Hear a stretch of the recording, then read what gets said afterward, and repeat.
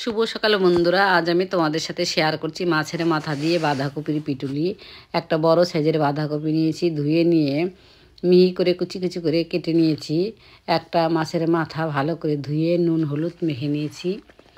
কড়াতে 1 টেবিল চামচ সর্ষের তেল গরম করে প্রথমে আমি মাছের মাথাটাকে দিয়ে উল্টে পাল্টে ভালো করে বেশ কিছুক্ষণ টাইম ধরে ভেজে তুলে নিয়েছি। ওই তেলের মধ্যে আর 1 টেবিল চামচ তেল দিয়ে জিরে তেজপাতা ফোড়ন দিয়ে এরপরে বাঁধাকপিটাকে দিয়ে দিয়েছি। বাঁধাকপিটাকে দিয়ে বেশ কিছুক্ষণ কষিয়ে নিয়েছি।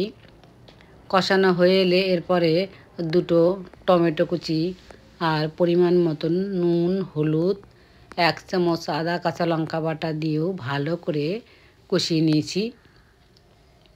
ঢাকা দিয়ে কিছুক্ষণ রান্না করে নিয়েছি।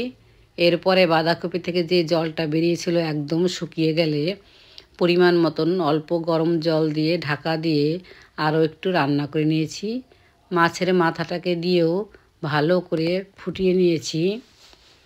মাছের মাথাটা ভালোভাবে সেদ্ধ হয়ে গেলে ভেঙে চড়ে দিয়েছি। এরপরে ভাজা জিরে ধনে গুঁড়ো 1 চামচ দিয়ে ভালো করে মিশিয়ে নিয়েছি। গোবিন্দভোগ চাল বাটা কিছুটা দিয়ে নেড়ে চেড়ে ভালো করে নামিয়ে নিয়েছি। তাহলেই রেডি আমার দারুণ স্বাদের মাছের মাথা দিয়ে বাঁধাকপির পিটুলি। এই রেসিপিটা থাকলে আর কিচ্ছু লাগবে না, জাস্ট জমে যাবে। তোমরা সবাই ট্রাই করো আর জানিও কেমন লাগলো। আজ এখানেই শেষ করছি, এরপরে নিয়ে আসবো অন্য কোনো ভিডিও। ধন্যবাদ।